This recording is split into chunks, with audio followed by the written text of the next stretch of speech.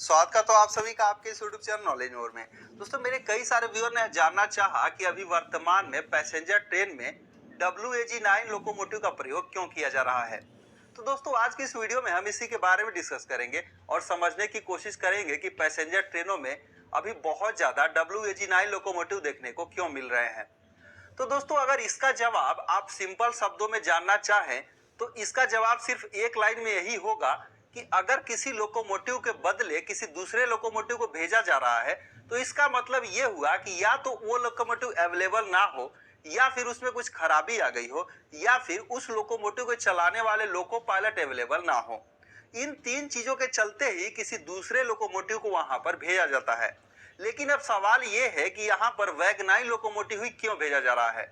तो दोस्तों इस चीज को समझने के लिए आपको लोकोमोटिव के टेक्निकल स्पेसिफिकेशन को थोड़ा जानना होगा।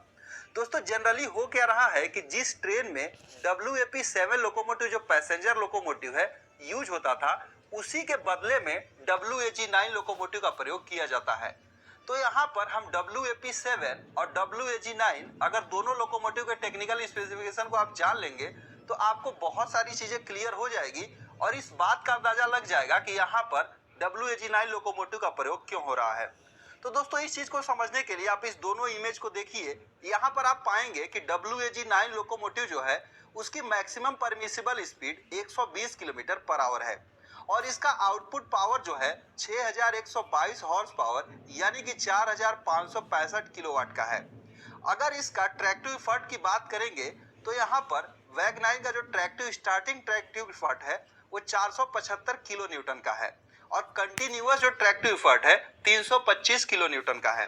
वहीं अगर आप इसका कंपेयर WAP7 से करेंगे तो WAP7 की जो मैक्सिमम परमिसिबल स्पीड है 140 किलोमीटर पर आवर है और यहाँ पर इसका हॉर्स पावर 6125 हॉर्स पावर यानी कि 4567 जो है इसका किलोवाट में पावर है और इसका ट्रैक्टिव एफर्ट जो है 322 किलो न्यूटन का और कंटिन्यूअस जो है 228 किलो न्यूटन का है।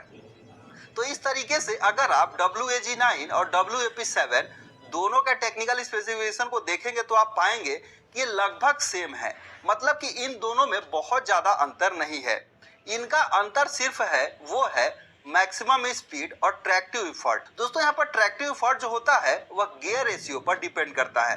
गियर रेशियो का मतलब यहाँ पर अगर आप गौर करेंगे तो WAG9 का जो गियर रेशियो 21 या और यहाँ पर अगर आप WAP7 का गियर रेशियो पे गौर करेंगे तो यह है 72:20 यानी कि जो है यहाँ पर WAP7 जो है क्विक स्पीड मतलब कि हाई स्पीड को लिए बनाया गया है कि तुरंत ही स्पीड पकड़ ले और WAG9 जो है मैक्सिमम ट्रैक्टिव एफर्ट हो यानी कि हैवी लोड को भी खींच सके। इन दोनों के हिसाब से इसे यहाँ पर गियर रेशियो में बदलाव करके डिजाइन किया गया है।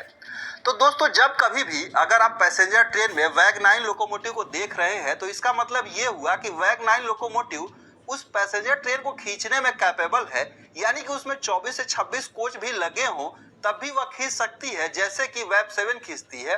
बस अंतर इसमें यह रहेगा कि इसका जो स्पीड है वह 140 और 120 इसी के बीच में वेरी करेगा और कोई खास अंतर दोनों में नहीं होगा। तो इसीलिए जनरली जब पैसेंजर ट्रेन में जहां पर 20 से 22 18 कोच लगे हुए हों तो वहां पर अगर किसी लोकोमोटिव को प्रोवाइड कराया जाता है तो वह होता है वैगनाइन, क्योंकि वह वैगनाइन लोकोमोटिव अच्छे खासे जो है लोड को खींच सकता है। तो इन चीजों को देखते हुए ही यहाँ पर वैगनाइन लोकोमोटिव का यूज किया जाता है। तो अवेलेबल ना हो जब लोको कंट्रोलर को लोकोमोटिव के सर्च करने की बारी आती है कि वो लोकोमोटिव अवेलेबल नहीं है तो वह सबसे पहले गुड्स लोकोमोटिव को ही देखते हैं, क्योंकि गुड्स लोकोमोटिव में वैगनाइन लोकोमोटिव की संख्या काफी ज्यादा है और वो आसानी से अवेलेबल हो जाती है, उनके लोको पायलट भी अवेलेबल हो जाते हैं। तो इन सभी चीजों को देखते हुए ही यहाँ पर इस लोकोमोटिव का प्रयोग किया जाता है। तो उम्मीद करते हैं आपको चीजें समझ में आई होंगी। सो इस वीडियो बस इतना ही, मिलते हैं एक दूसरे वीडियो में। वीडियो पसंद आई है तो लाइक और शेयर जरूर कीजिएगा और चैनल पे नए हैं तो